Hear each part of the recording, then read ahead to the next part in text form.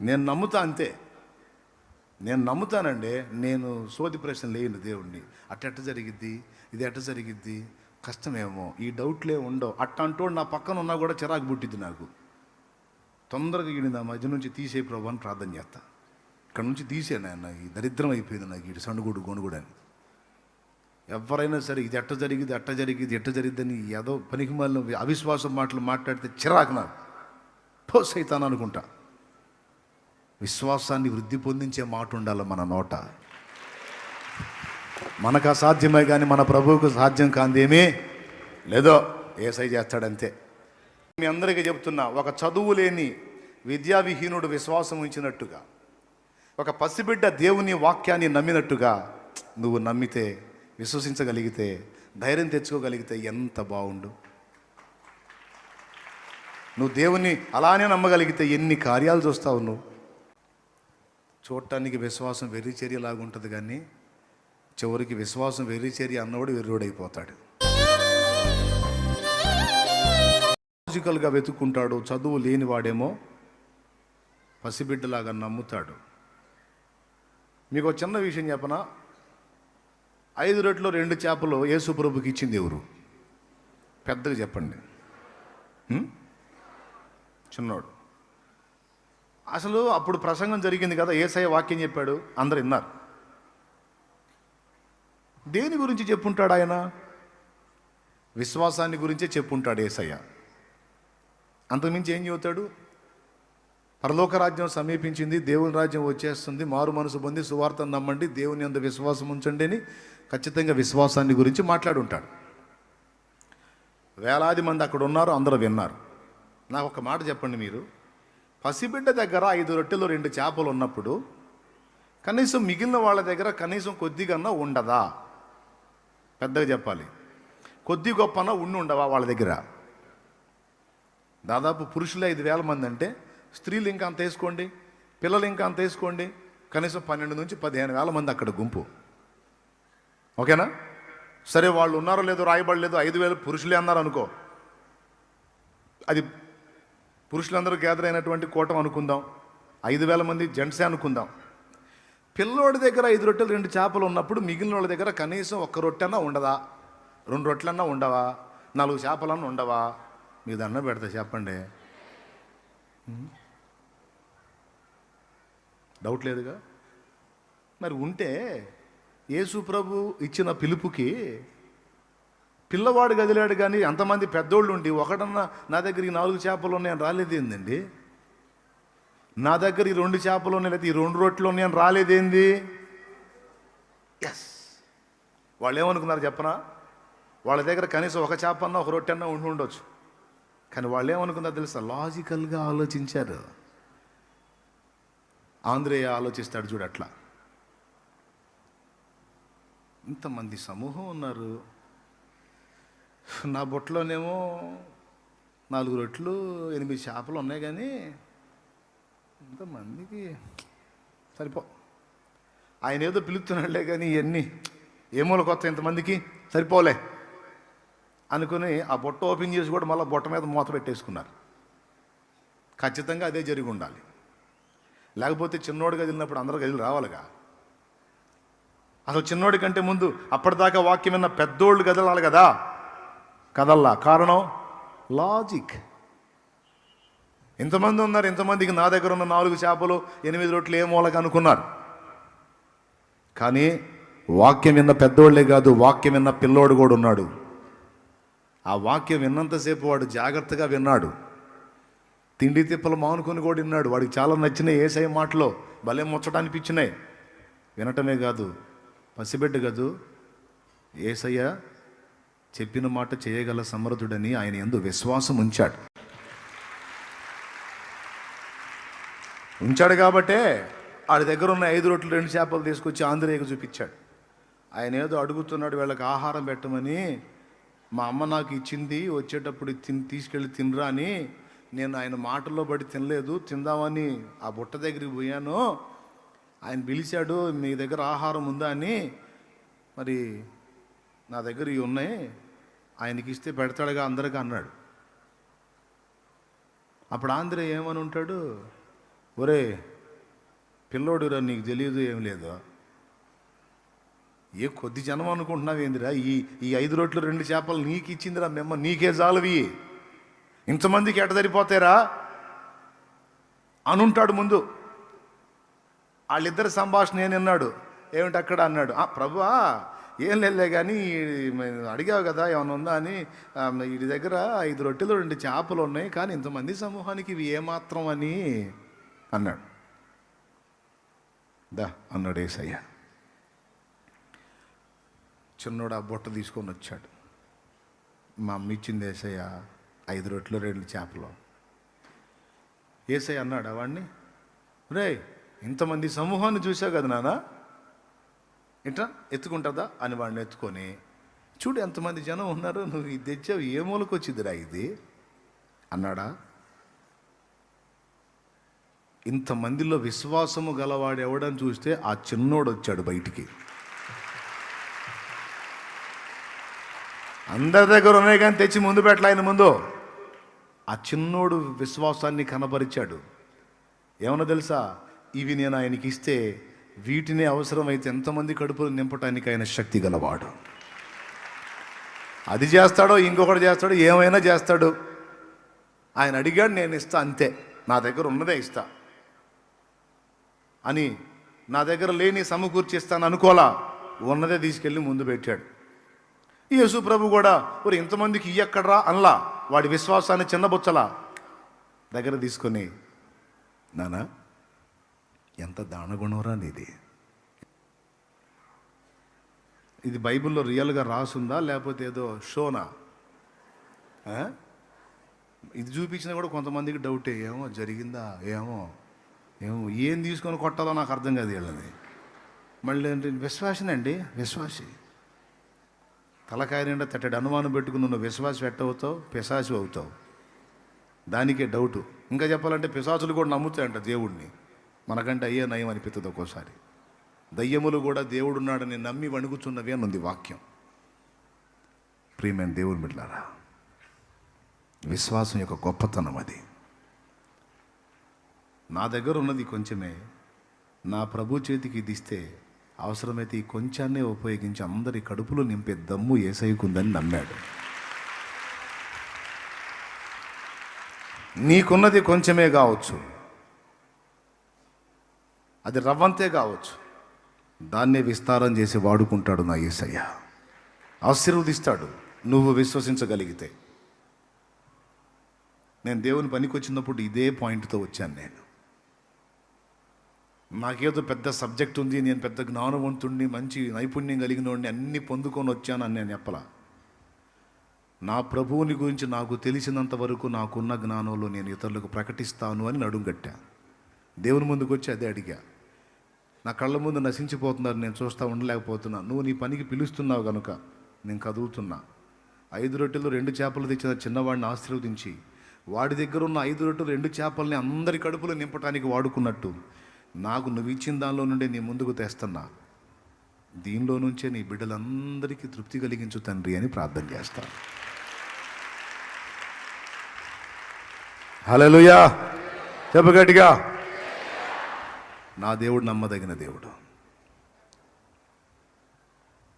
చివరికి చూడండి, అందరి కడుపులు నింపి మిగిలిన మొక్కలన్నీ పోగు చేపిస్తే 12 గంపలు మిగిలినాయి అంట. 12 గంపలు. శేషం కూడా మిగిలిచ్చాడు మళ్ళీ చిన్నోడికి. వాడేం చేసుకుంటాడు 12 గంపలు? ఈ మాట ఎందుకు చెప్తున్నానంటే, మిగిలిన వాళ్ళ దగ్గర రొట్టెలు ఉండొచ్చు, చేపలు ఉండొచ్చు, 1 2 ఉండొచ్చు, కానీ ఎవ్వరూ విశ్వసించలా. అప్పటిదాకా విశ్వాసాన్ని కూర్చిన ప్రసంగం విన్నారు, కానీ ఎవరు కూడా దేవుని యందు విశ్వాసం ఉంచిన క్రియ చూపించలా. నేను ఒక మాట చెప్తున్నా, ఒకవేళ ఆ చిన్నోడు కూడా తేడనుకో, అప్పుడు పరిస్థితి ఏంటి? ఒక్కసారి ఊహించండి రివర్స్లో. ఆ చిన్నోడు కూడా తేడు, వాడు కూడా అందరిలాగానే ఓ అబ్బాయి ఇంతమందికి ఎక్కడా అని ఆగాడు అనుకో, అప్పుడు పరిస్థితి ఏంది? దేవుని అద్భుతం అక్కడ ఆగిపోయేది. ఎందుకంటే అవిశ్వాసుల దగ్గర కార్యం జరగదు కదా. ఎంతమందికి అర్థమైంది ఈ ఒక్క ముక్క? దేవుని అద్భుతం అక్కడ ఆగిపోయేది, జరిగేది కాదు. ఆ పసివాడైనా సరే విశ్వాసపు పాత్ర తీసుకొని వచ్చి చూపించాడు కనుకనే దేవుని అద్భుతం అక్కడ అంతమంది చూసి దేవుని మహింపరిచారు.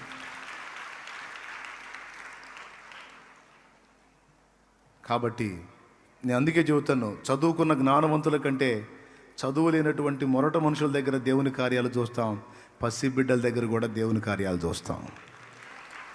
వాళ్ళు ఖచ్చితంగా చెప్తారు తెలుసా, మమ్మీ ఎందుకు మమ్మీ ఏడుస్తున్నావు, రా ప్రార్థన చేద్దాం దా, ఏసై చేస్తాడు అంటాడు వాడు.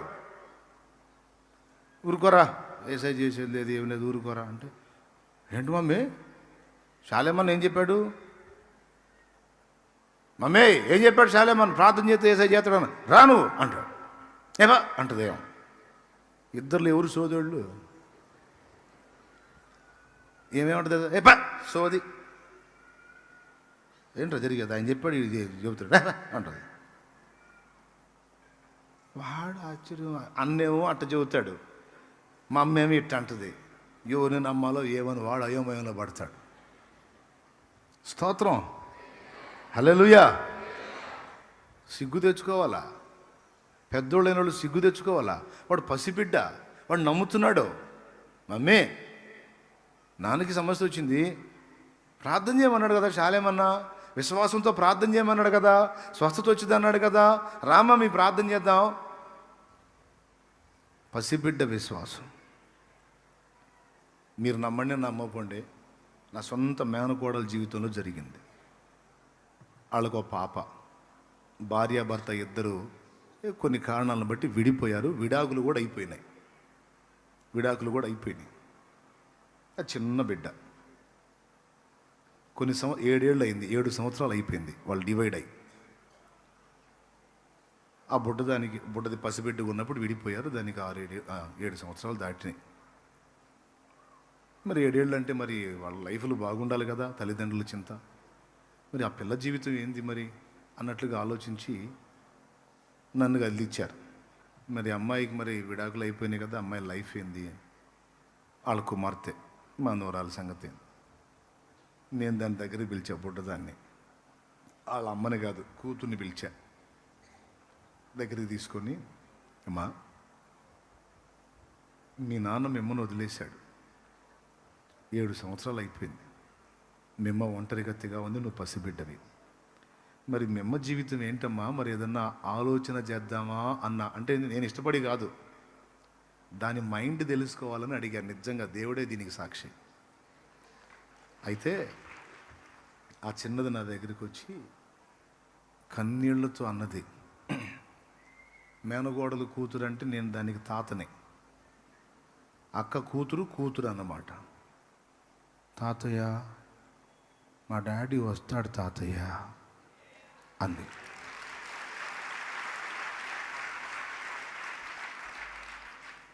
ఎట్లా వస్తాడమ్మా, 7 ఏళ్ళు అయింది రాలేదుగా అన్నా.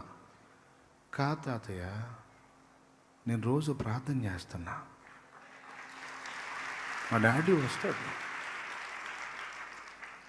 అది ఎంత జ్ఞానంగా మాట్లాడిందంటే, నాకైతే విశ్వాసం ఉంది తాతయ్య, తెలుగు పదాలు కూడా నత్తి, నాకైతే విశ్వాసం ఉంది తాతయ్య, మా డాడీ వస్తాడు అంది. ఇక నేను ఫ్యామిలీకి వెళ్ళి చూశా. దాన్ని దగ్గరకు తీసుకొని కన్నీళ్లతో, ఏసయ్యా ఈ చిన్నదాని విశ్వాసాన్ని నువ్వు సిగ్గుపరచవు. ఈ పసిబిడ్డ వీసుమంతా కూడా లాజిక్ పట్టించుకోకుండా, వీసుమంతా కూడా అనుమానం లేకుండా ఇది పలికిన ఈ మాట నువ్వు విన్నావు, నీ సన్నిధిలో వినబడింది. యేసు నామములో ఇదే జరుగునుగాక అని దాన్ని ముద్దు పెట్టుకొని ఇక ఆ ప్రస్తావన ఇక ఎత్తల. అనతి కాలంలోనే మరి ఆ బిడ్డతో దేవుడు మాట్లాడాడు. ఆ పిల్ల తండ్రితో తను కదిలించబడి భార్యాభర్తలు ఇద్దరు వచ్చి మాట్లాడుకొని కలుసుకొని, ఇప్పుడు ఏం జరిగిందో తెలుసా, ఆయన మారు మనసు పొంది బాప్తిస్మం పొంది నా దగ్గర పరిచారకుడు అయ్యాడు. ఆయన నాకు సహకారిగా మారాడు. అంతేకాదు ఇది ఇంకో పని కూడా చేసింది. ఈ పుట్టదే తల్లిదండ్రుని కలపమని ప్రార్థన చేసింది.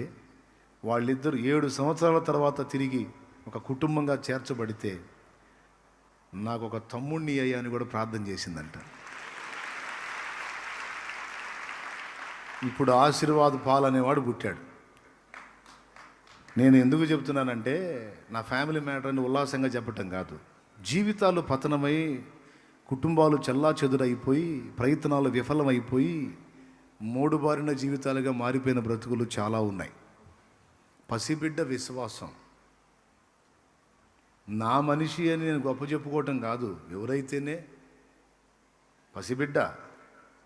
ఏ కార్యమైనా నా తమ్ముళ్ళారా, నా చెల్లెళ్ళారా, నేను నేర్చుకుంది కూడా అదే. నాకు అసాధ్యమే కానీ నా దేవునికి అసాధ్యమైంది ఏది లేదు.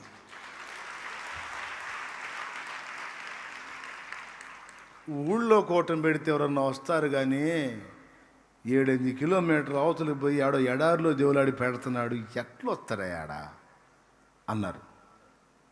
మన పరిచారకులు కూడా కొంతమందికి డౌటే. అన్న చర్చి దగ్గర పొలాల్లో అయితే బాగుంటుంది కానీ ఇంత దూరం ఏందో అనుకుంటేనే పరిచర్య చేశారు. తర్వాత ఇక బస్సులు, ట్రాక్టర్లు, లారీలు, టాటా ఏసీలు, కార్లు, జీపులు, బైకులు వస్తా వస్తా వస్తా పందిళ్ళన్నీ నిండిపోతే ఒకళ్ళు చూసుకుంటున్నారు. దేవుని ఇప్పుడు నేను నమ్ముతా, అంతే. నేను నమ్ముతానండి. నేను సోది ప్రశ్న లేను దేవుణ్ణి. అట్ట జరిగిద్ది, ఇది ఎట్ట జరిగిద్ది, కష్టమేమో, ఈ డౌట్లే ఉండవు. అట్టంటోడు నా పక్కన ఉన్నా కూడా చిరాకు పుట్టిద్ది నాకు. తొందరగా ఈయన నా మధ్య నుంచి తీసే ప్రభు అని ప్రార్థన చేస్తా. ఇక్కడ నుంచి తీసే నాయన, ఈ దరిద్రం అయిపోయింది నాకు, ఈ సండుగుడు గొనుగుడు అని. ఎవరైనా సరే ఇది ఎట్ట జరిగింది, అట్ట జరిగింది, ఎట్ట జరిగిద్దని ఏదో పనికి మాలిన అవిశ్వాసం మాటలు మాట్లాడితే చిరాకు నాకు. సైతాన్ అనుకుంటా. విశ్వాసాన్ని వృద్ధి పొందించే మాట ఉండాలి మన నోట. మనకు అసాధ్యమే కానీ మన ప్రభువుకు సాధ్యం కాందేమీ లేదో. ఏసై చేస్తాడంతే. వాళ్ళకి అంతే చూశాను నేను. మీకు డౌట్గా ఉంది కదా ఇక్కడికి ఎవరు వస్తారని. చూడండి, ప్రస్తుతానికి మాత్రం మీరేం ప్రశ్నలు అడగొద్దు, మీరు పరిచర్య చేయండి, ఏసై మీకు చూపిస్తాడని చెప్పాను. ఈ సంవత్సరం ఇంకా పెంచి పందిళ్ళు వేస్తే మళ్ళీ డౌటు. చూడండి అన్న, 3వ రోజుకి అది కూడా పట్టకుండా ఫుల్. మరి ఏం కార్యాలు ఇవన్నీ చెప్పండి. ఓ రాజకీయ నాయకుడు అంత మీటింగ్ పెట్టాలంటే కోట్లు ఖర్చు పెట్టాలా.